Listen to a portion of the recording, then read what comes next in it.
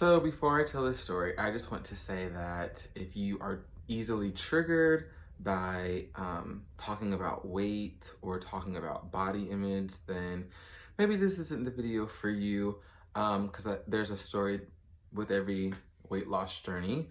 Um, so basically, hold on, let me get a sip of my drink. This is diet, by the way, diet soda.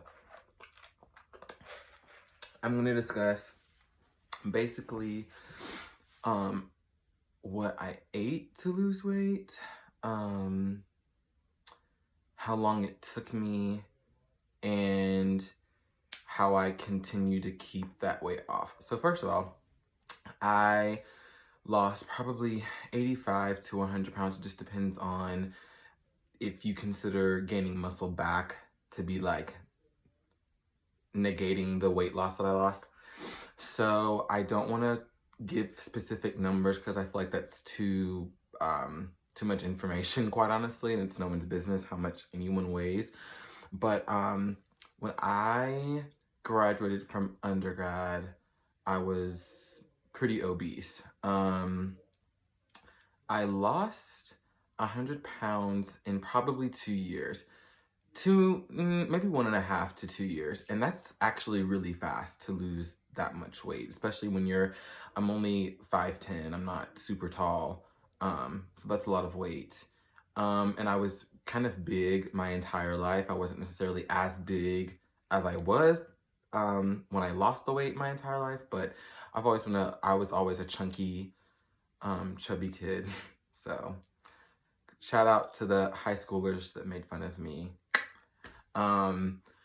So basically, and this is gonna be hysterical, but I remember it was the summer after I graduated, and I was like, I was going to graduate school, and graduate school was gonna be in a town that I had never been to, in Boston.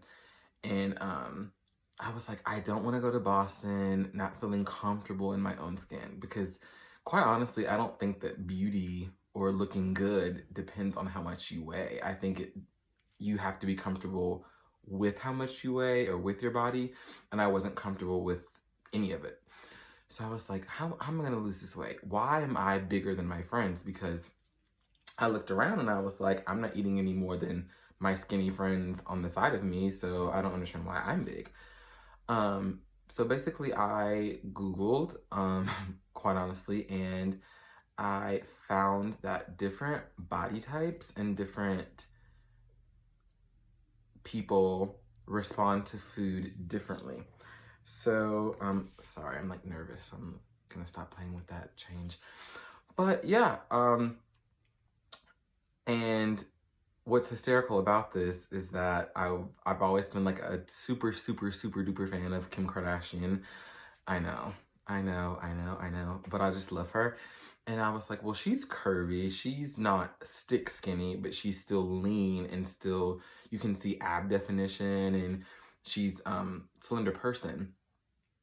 And I Googled what she ate, and it came up the Atkins diet, that at the time she was losing weight from her first child, and or first or second child, I can't remember because I'm not that old, but she was losing weight from her first child. And I was like, okay, well, if Atkins works for her, it should work for me. And then the more I Googled, the more I found that Marilyn Monroe, Jennifer Lopez, Beyonce, Russell Crowe, to name a man, and other types of bodies like that can't eat a whole lot of carbs and still be lean. And I didn't realize at the time that I was eating probably somewhere from like 200 to 300 carbs a day, sometimes 200 carbs in a sitting.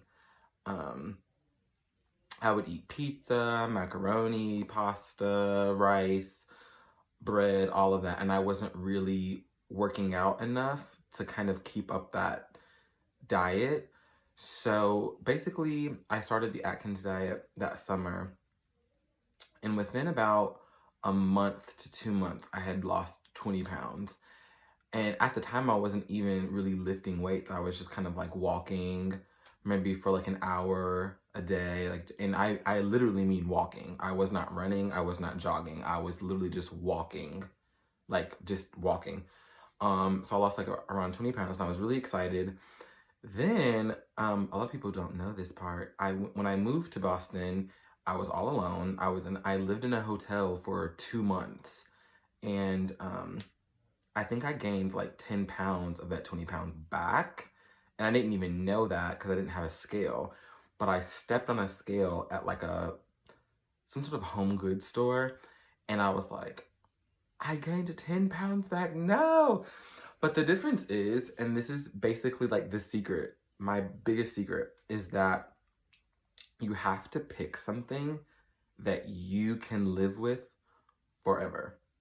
If you like keto, you have to be able to do keto forever. If you're going to do Atkins, you have to be able to eat low carb forever. If you're going to do paleo diet, if you want to lose weight and keep that weight off, you're going to have to make it into a lifestyle that you can maintain forever if you want to keep that weight off forever. If you're training for pageants, I have a lot of pageant friends, then yeah, like maybe you kick it into high gear for a pageant. If you're a bodybuilder, obviously you're not going to eat like that forever and ever and ever.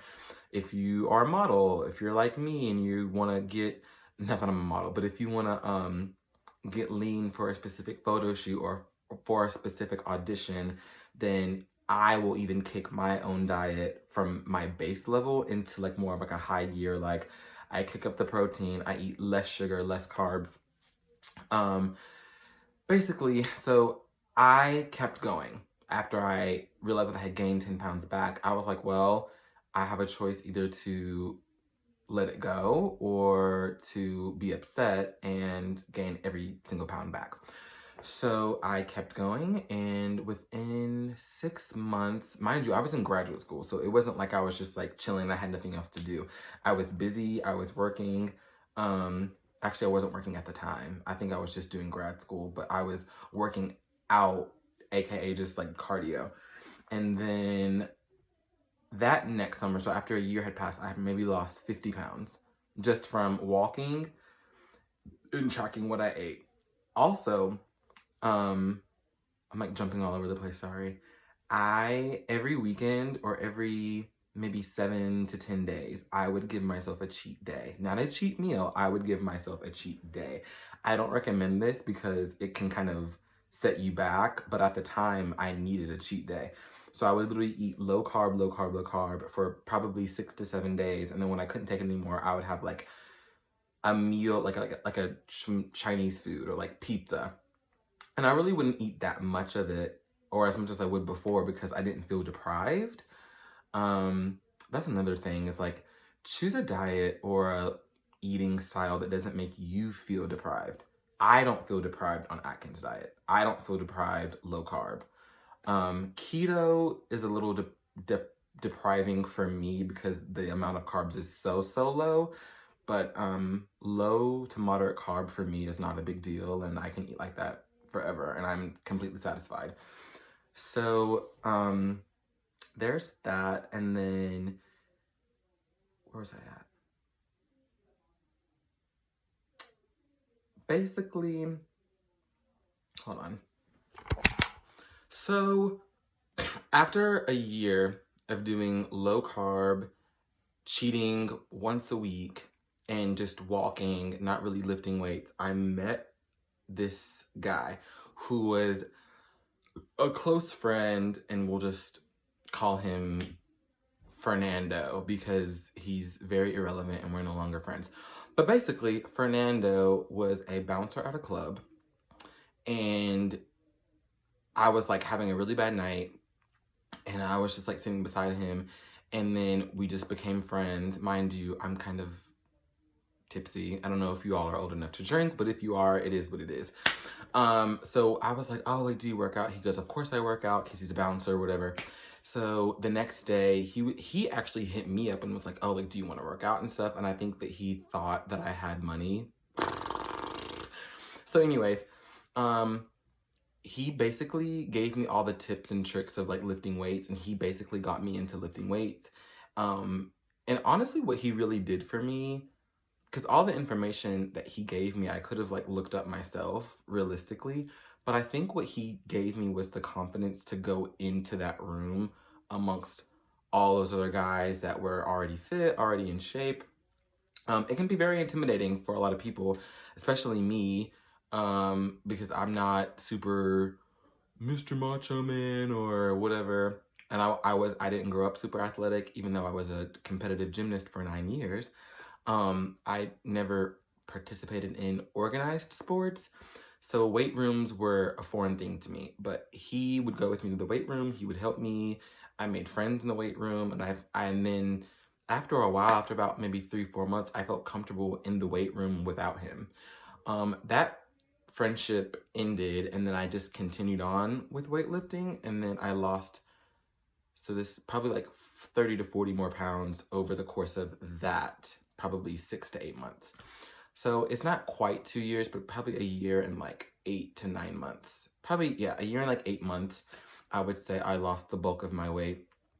Now from there, I have to admit, I have had Vela shaping procedures on my stomach. I had cool sculpting procedures on my stomach. And I probably, so the smallest I had got down to was probably 100 pounds.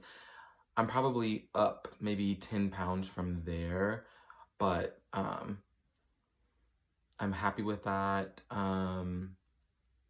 It's quarantine, so obviously I'm trying really hard not to overeat, trying hard to work out a lot. But yeah, if you have any questions about weightlifting or cardio or anything like that, that's another thing, is you have to kind of find the balance that works best for your body type. I don't know how I look on camera, but I am a size 32, size medium. Like, this is a medium shirt. So I'm kind of broader on top. I tend to carry weight in my midsection and hips, which is like maybe a black thing. I don't know. But yeah, I've kept it off for about 3 years, and part of me wants to be a little more toned, part of me wants to build a little more muscle, part of me wants to be smaller, but I think that's a normal human thing. You're never gonna be 100% satisfied with your body. I've had cosmetic procedures done, so we keep fighting the good fight, and you just work hard. And then I just think that you have to keep going. Just don't stop. Don't let people around you tell you that you can't do it. Friends and family will say, well, why are you eating like that? Why don't you want to eat what we eat? You have to make the choice every single time you sit down to eat. What am I going to do? How am I going to feel about what I'm eating after I'm done eating it? That's it. So if you like this video, please like and subscribe to my channel. Follow me on Instagram at Chris_Hesta, at CHRIS_HESTAA. If anyone has any comments to add to this video, please comment underneath. And that's it.